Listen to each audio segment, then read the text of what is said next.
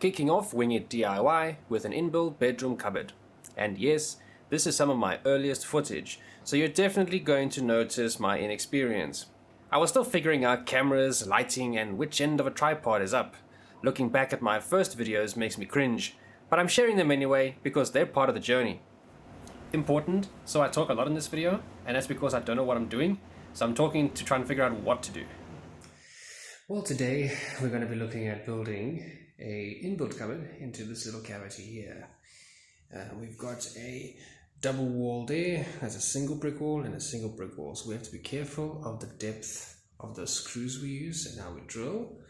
But this inbuilt cupboard we're going to build from scratch. It's going to be natural oak, resources all around me, all waiting. We're not using the white melamine, we're just going to be using this natural oak melamine. We're going to see what we can do. So these are all off-cut scraps and things that we're just going to work out how we're going to use them. But probably the first task is getting a frame in on the sides. So from the bottom to the top and then that side down. Get the two frames in. I'll probably cut a piece for the bottom as well. I've got some offcuts of some old roof wood. We'll just use that. And then maybe we can even cut, because there's going to be cupboards at the top and then your main wardrobe and then your side to put all of your other clothes in. So it's going to be pretty interesting. A few moments later. So we got our frames all put up. We got our bottom, that is the used roof wood. So we've got frames left and right, bottom is done now. I've got an offcut that happens to fit where I want to put a top shelf. So, I've already done some measuring. We're going to have the bottom cupboard be 2 meters. With 2 meters, it gives you enough space for maybe some coats, lots of drawers, shelves, maybe even a shoe tray. We could put that in as well. But it looks good with 2 meters and it's a nice size. We'll get that measurement up, but first we're going to chop our offcut over there to go across.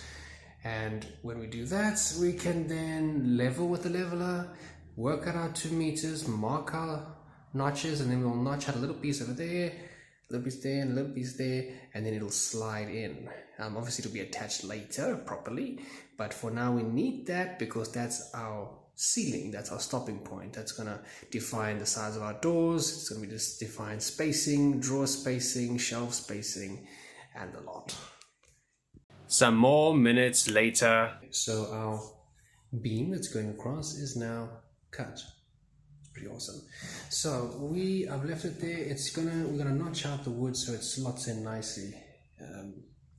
And then what I'm gonna work on now is actually, I'm not gonna mount that yet. I'm gonna get the frames done first, mount them to the wall, obviously temporarily because we're still gotta, oil and varnish this wood. But if we mount the frame to the wall, we can then take that, go up to our 2 meters, and then level and make sure everything looks good, and notch it out. We'll mark our lines and notch it out. At the bottom, so if I'm going to mount this frame, I'm going to have to get this bottom sorted. So I'm going to notch it out now. That wood, I don't want visible, I don't want the screws visible on the edges. So what I'm going to do is I'm going to put that on the inside. So I'm going to notch out that corner and that corner so that fits on the inside, and that should look really, really nice. It'll look nice and polished. Hang on a minute. That's a catch. Actually, it's going to go on the outside. Why? Because I just realized different width. If it's on the inside, we're going to have this step in, which wouldn't make any sense. I don't think the doors will be thick enough to make it flush at the bottom, so I'm not going to go ahead with that, and also don't want to lose space inside. So what I want to do is I'm going to keep it on the outside, and we'll probably hide those screws as best we can. The audio here is really bad, so I'm going to summarize it like this. So we see I did notch the wood out.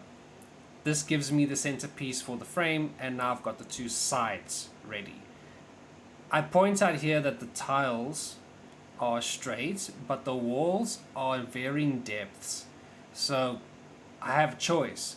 Do I go with the walls or do I go with the tiles? I chose to go with the tiles because then the cupboard's going to look straight, and I'll just deal with the different depths of wall later. If I go with the the walls, it gives me different depths in the cupboard, which means my cupboard's not going to be square, and that's going to just cause trouble for me later. So I chose the easy route, well, thought it was the easy route, and I went that way and followed the tiles. I think it worked out better than the other option, but let's see. I winged it, right? Okay, so in this segment, I'm basically going through how I'm going to drill into the wall. This corner is a problem because the frame is going to sit a bit out over the plastered wall. I have to be careful because if I get the location wrong, I'm going to drill into plaster only and not brick.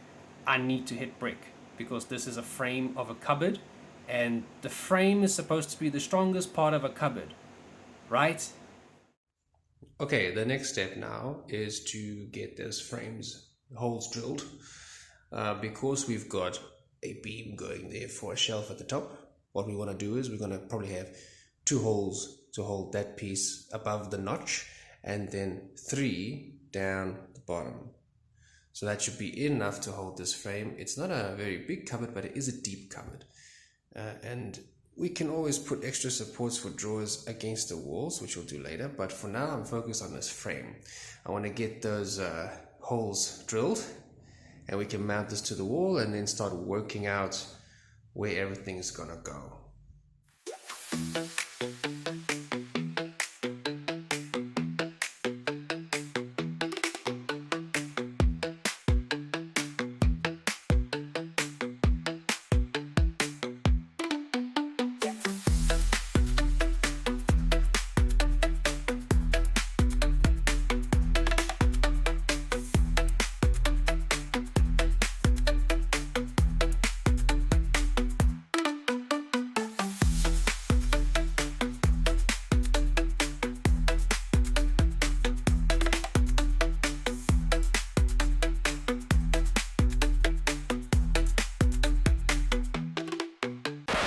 Okay, short update.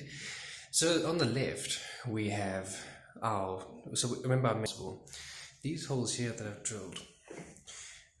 What I've done is I've gone at an angle so that, because right here is just the corner and it's all plaster, and if I just go straight it's going to just be plaster. So I want to hit some bricks, make it sure it's solid. So I've gone at an angle with the drill, and I've gone in for each one at the top. So that way we know we've hit bricks. I can see the dust of bricks at the bottom, so I know I have hit them in each hole. That makes me confident. Now yes, that means when I come to the wood here and we put a screw in, it's going to be at an angle. So if it's at an angle, then we need to make this a little bit deeper in the wood so that when the screw goes in at an angle, that is also flush. And we can even hide the screw with filler if we wanted to. Just a small note on what I'm using. The plugs. So locally there isn't much. I'm in South Africa, so choice here is very limited unless it's just the province I'm in, or maybe the town I'm in, I don't know. But I can only find these types of plugs. I prefer the ones with the little jagged edges coming out, so that when it expands it really hooks into the concrete. But unfortunately in this case, I can only find these locally in some other different styles, but they're all smooth. These ones here are, I'm going to chop this off because I want this flush against the wall, so it can really hold my wood snug against the plaster. Cool, so I'm going to chop these off quickly. Don't have anywhere to stand the phone unfortunately to show you this, but it's just a Stanley knife. I'm going to use a standard Stanley knife. There we go. And we're just going to slice it off. Okay, that's what they look like. Chopped off at the end, and just to show the angle I've gone in, we'll just put this one in here. You can see it. There we go. See that angle? They go in fine. Several mistakes later. Yeah, so in this part, I mean the audio is bad again, so I'm going to just explain what I was doing. So the screws didn't work. The ones that came in, their threads are very different to like you'd see normal screws. They don't have any grip. I think these are for hammering in instead of screwing in, but I can't be certain. So what I did was I just changed them to use chipboard screws, and the chipboard screws held the frame in very snug. So I was very happy with that. It was tight, it wasn't moving, so I was happy with that. I don't know, these types are just annoying to me. I think they're called nail-in anchors. I'm not sure. I don't know. Frame is up, mounted to the wall, but they gave me the same trouble as last time, those screws. So I've used my chipboard screws and that has resolved it. So they're working just fine.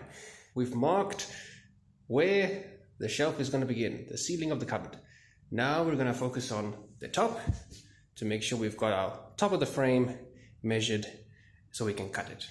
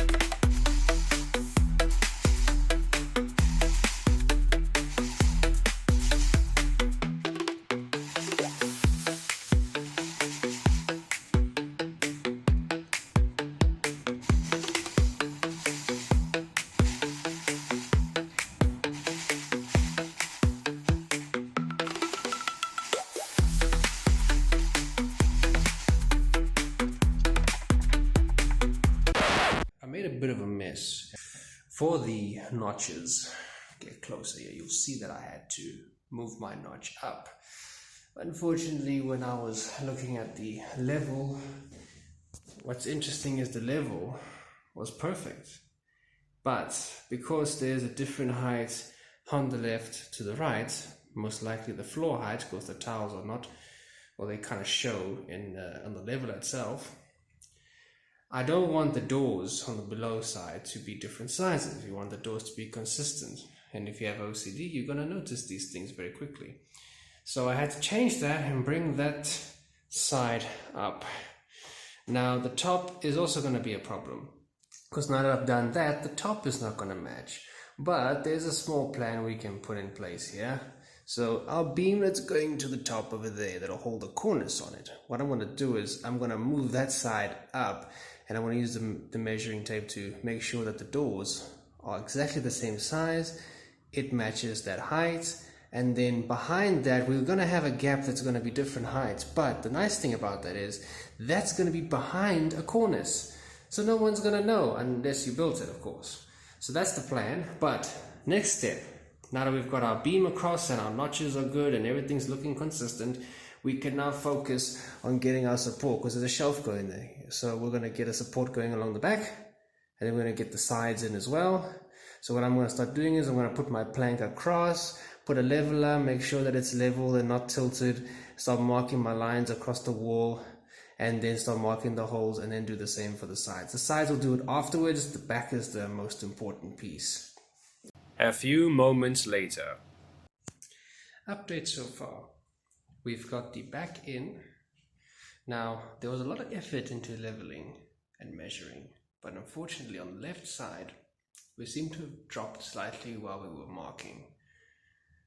It's kind of visible on the video, but if you look here, you can see that's the gap that we need to go up with our piece of wood. So, how do we plan to fix this? Well, quite simple. We know there's a divider for the cupboard coming there, and we know we've got to cut the wood there. Now, this side here is fine, it's level. That's the side that's sagged. So, plan here is to figure out where that's going to be, measure, make sure the cupboard's happy with size. We'll cut the wood. Those two will stay. This one, we're going to probably keep the end hole, but these three are going to have to shift up. Now, because it might compromise the plaster, I'm probably going to change the positions on the wood. So these holes, I'm going to probably shift this one maybe a little bit this way. I'm going to shift this one maybe a little bit this way. And then this one maybe a little bit that way or that way, depending on the measurements. And then drill new holes into the wall. That way we've changed the positions horizontally, and it's going a bit higher. So hopefully that's quite a distance from the original holes, so we don't mess up any more plaster or cause any cracks. And then of course we'll fill those holes that we're not using anymore. So I fixed what I mentioned earlier, was that wasn't level and didn't sit flush on the shelf. That is fixed. This one, I saved this hole. What I did was I've drilled new holes into the wood just to the right, because I had space. So there was a lot of space on the right of each hole.